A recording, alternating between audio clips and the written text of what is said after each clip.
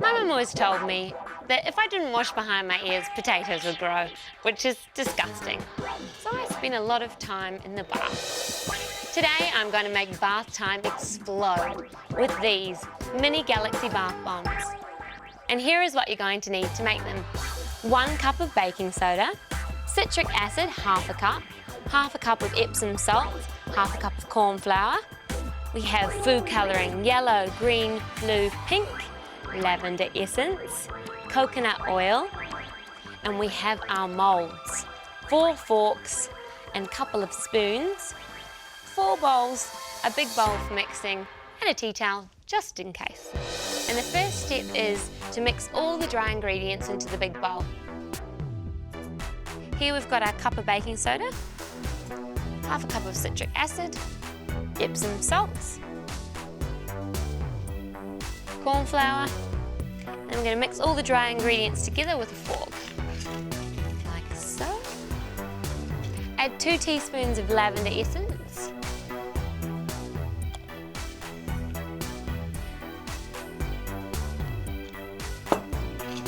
and then add 4 teaspoons of coconut oil.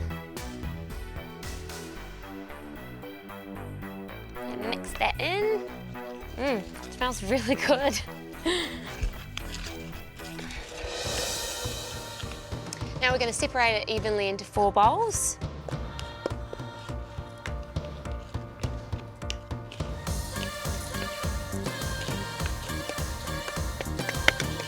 Now it's time to add the food colouring. We're going to put a different colour into each bowl, and you only need a dash.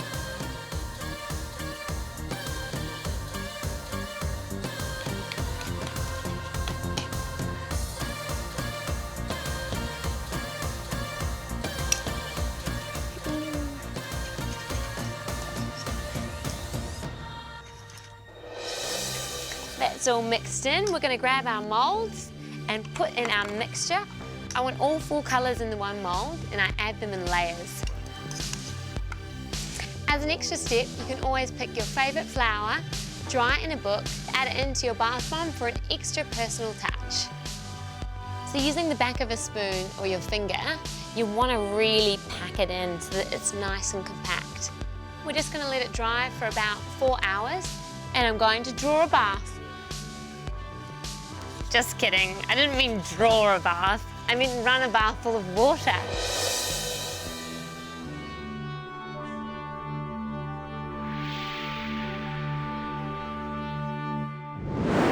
I love a bit of stardust on my lips, and this is such an easy look to get. You'll just need 4 products: a black eyeliner, a dark lipstick, body cream, and glitter.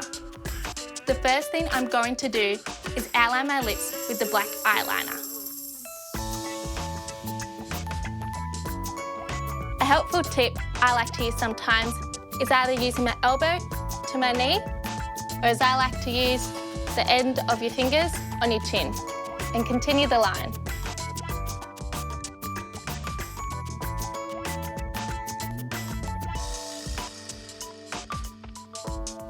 When you're happy with that, fill in the outer half of your lips with dark lipstick.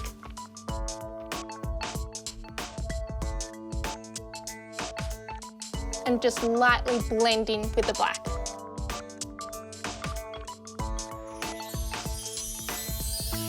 And just a little bit of white cream in the centre of your lips. And just rub together.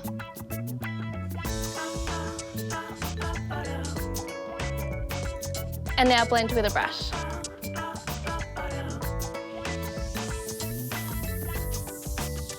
Our final step is a light layer of glitter.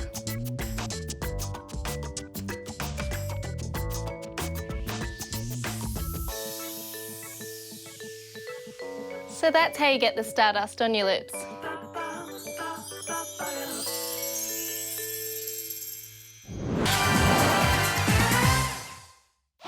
I'm feeling a bit spacey today, so I'm going to make a galaxy. I'll show you how to make a space collage. You'll need paintbrushes, glue, a pencil, scissors, ink, paint pens, paint, some water, some watercolour paper if you've got it at home. If you don't worry, just use any paper, and some card. So first step for our galaxy is the background. I'm going to use black because space is pretty much black. This is really easy, this bit. Dip your paintbrush in and paint away. Now you can use black cardboard, but I'm using black paint because it just gives you a bit more of a painterly handmade look, which I really like. So the technique is really easy. I'm just using horizontal brush strokes just so all my strokes go in the same direction. And some vertical strokes just to give yourself a border. Cool, done. So set that aside to dry and we'll come back to it later. So our next step is to do our planets. The idea is that we're going to paint our whole page whatever colour you like. We're going to let it dry and then we're going to come back and trace circle shapes around it later. So don't worry about the circle shape for now. I'm going to start with a bit of a black and grey, kind of like the moon. So I've got a little bit of black on my paper with a little bit of water, and now I'm going to grab a bit of white. And I'm going to put the white on the page and just mix it through with the black on the page to create a streaky grey in the middle, because planets kind of have that streaky sort of look. You don't have to worry about being neat here. The messier the better, I think. If your paint starts to dry out a little bit on your page, just add a little bit of water. Okay, so that's done. Let's set it aside to dry and we'll come back to it later. Now I want to try something different. So we're going to go for a bit more of a watery look because some planets do have that splotchy kind of look. So just get a little bit of paint on your brush. I'm using yellow. Put it in a little bit of water and get it onto your page, and you'll see that it's really watery. That's really good. So just add a little bit more water. If it's watercolour paper that you're using, it'll take the water really well. If it's not watercolour paper, then maybe just don't use too much water. So I'm just going to cover the whole page in yellow, which is my first colour. I've really watered this yellow down so that we're getting a really thin layer across the page. Next, I'm going to add some ink. I'm using ink because it just disperses a little bit more than paint. It's just a little bit thinner. You can get this at art shops. I've got blue ink, but when you mix blue and yellow pigment, it will turn green. Wait and see. You only ever need a really small amount of ink because it's really bright and strong. Get a bit of water on your brush. It doesn't matter if it's the same brush that you used before for the yellow. And then just gonna drop it onto your page so that it kind of disperses and makes these little really cool patterns, which looks a bit spacey.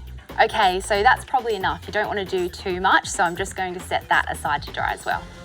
So now we're going to do a planet with two colours. I'm going to use some aqua up the top and some purple down the bottom. So use a lot of water again this time. So it's kind of an aqua-y green. Put a bit on your brush, and then I usually go back for a little bit of water and then back onto your page.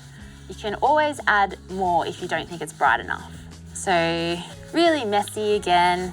You don't have to be messy. If you're naturally a neat person, feel free to be neat. I'm not. I'm going to use purple ink instead of purple paint for the same reason that we used ink before, because it disperses across our page really nicely. So get a little bit of ink on my palette, use a fair bit of water, so you can see how it mixes really nicely with the green in the middle, and I'll just make it a little bit brighter, so I'll just add a bit more ink.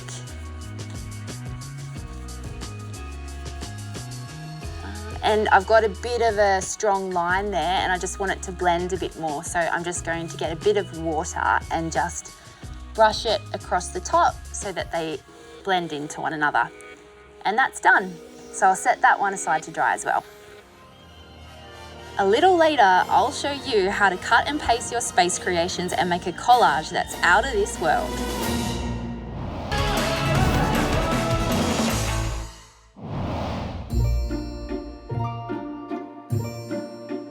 Narwhals have to be one of the weirdest creatures in the ocean. Half nar, half whale. Let me show you how to draw the unicorn of the sea. So the first thing we're going to do is draw sort of a jelly bean shape with our pencil, but taper it off near the end to make the tail. And now, two kind of oval shapes for the tail. While you're at it, draw a straight line down the front of the face.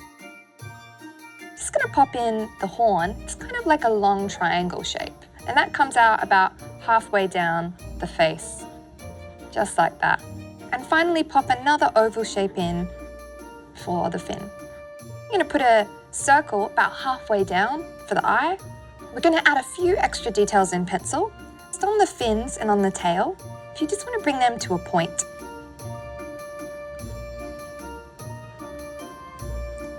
There we go.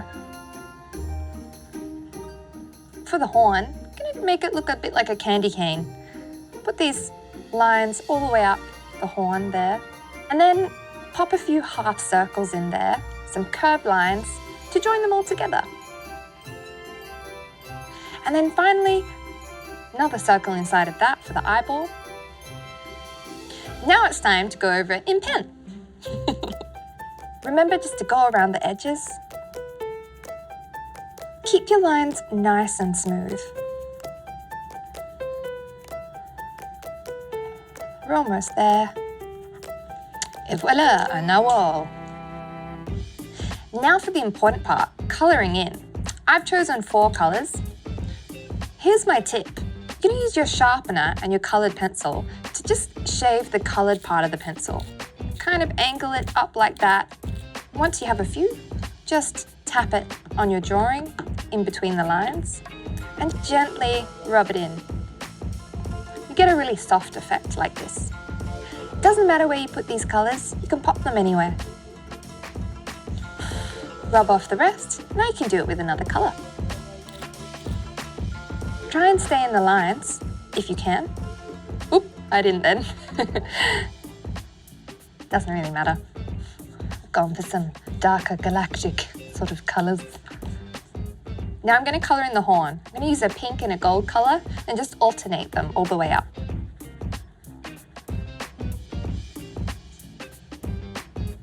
Here's my special trick. Choose a colour and trace around the edges with that one. Now with my gold and silver pen, I'm going to add some stars over the top of the narwhal. Just have to do a few crosses, put about 4 lines over the top of one another and you get a star. Bippity boppity boo, and Cinderella goes to the ball. And there we have it, my beautiful narwhal.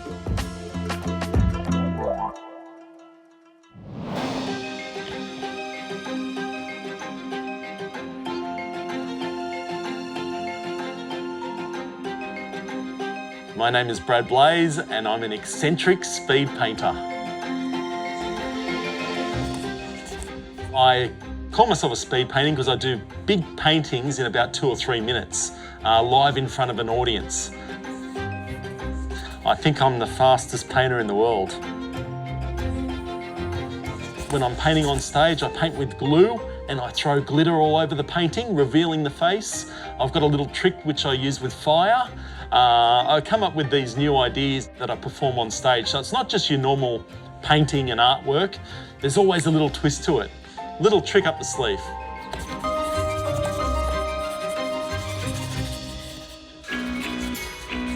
My favourite medium is paint because I love colour. You know, I never knew what I would do when I grew up.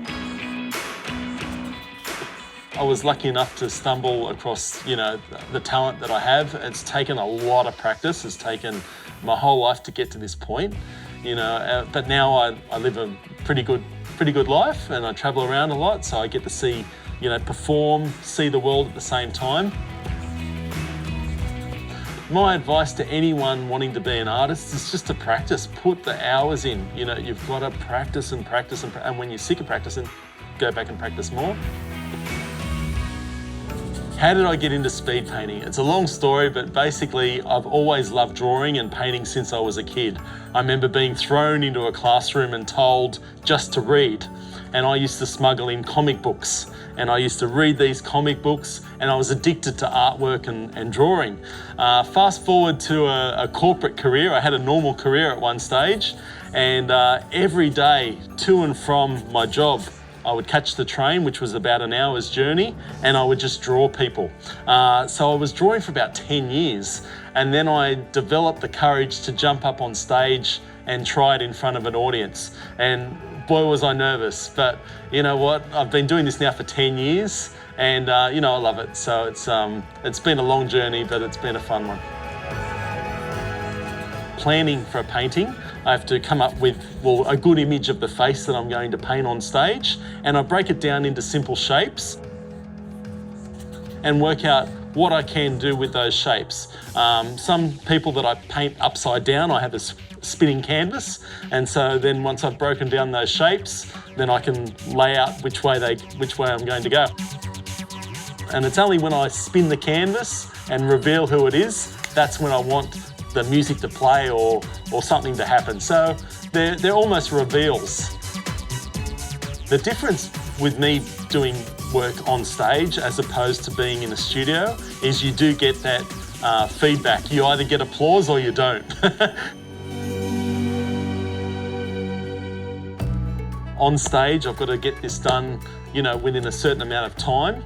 I think if I'm painting any longer than, say, 4 or 5 minutes, people tend to get a little bit bored. So I've got to finish in that time frame. With mistakes, they're bound to happen, especially when I'm performing so quickly.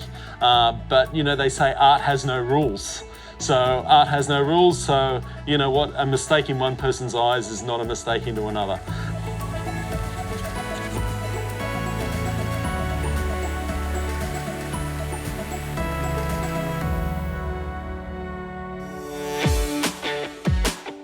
The challenging part of my career is that I get paint and glitter everywhere. It's even on my hands today.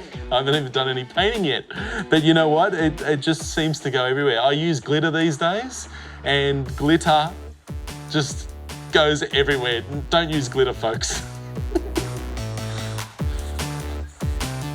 My name is Brad Blaze, and I'm an eccentric speed painter. Splitters.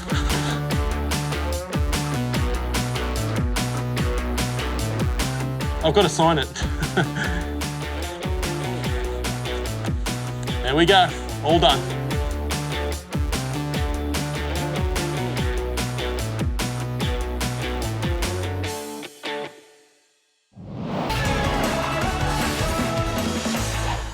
Earlier, we painted paper in spacey colours. And now that everything's dry, we can cut out planets to make our collage.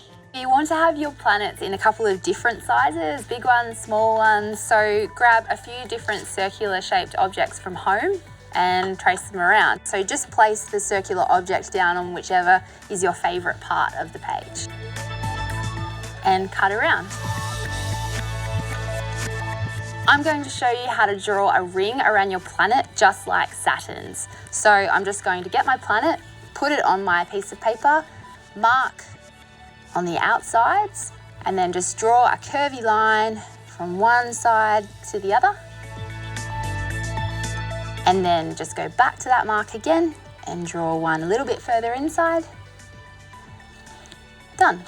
Now cut that out. I'm normally really rough with the way that I cut things out. Don't worry if you go in or out of the lines.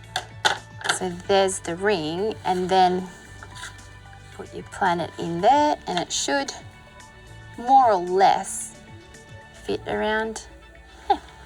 Okay, now for the fun part. We're going to use some white paint to create some stars on our black galaxy. So you need a little bit of water on your brush. Just dip it into the paint. Don't add too much water or you'll get big puddles on your page. And splat. Whoops. All right, now if you put too much on like I just did, it's fine, just dab some off with a paper towel. Okay, now everything's dry and it's time to lay out our planets onto our galaxy. So don't glue anything down yet, just have fun, play around and see where you like the positioning of all of your different planets. So you can also stick maybe a little one on top of a big one, maybe that could be the moon of that planet. Try to break up the colours a little bit. Okay, I'm happy with that. Time to glue. one final touch, I'm going to use a paint pen. If you don't have a paint pen, just use a really thin brush and some paint, and I'm going to draw some comets. It's really easy. You just start with a little circle and a few lines for the comet's tail. It gives the impression that the comet is flying through the galaxy. You can get so creative with this, rockets, spaceships, aliens, whatever you like.